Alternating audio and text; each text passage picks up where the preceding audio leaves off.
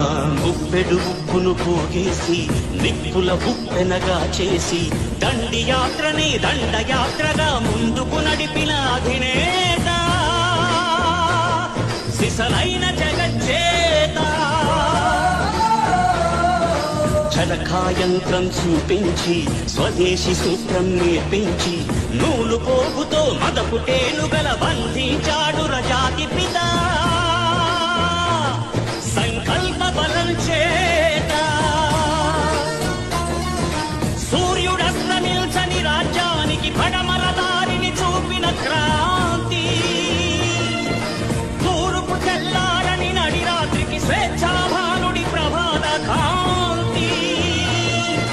పదవులు కోరని పావనమూర్తి హృదయాలేలిన చక్రవర్తి ఇలాంటి నరుడొకడిలా తలంపై నడయాడిన ఈనాటి సంగతి నమ్మరానిదని నమ్మకముందే ముందు తరాలకు చెప్పండి.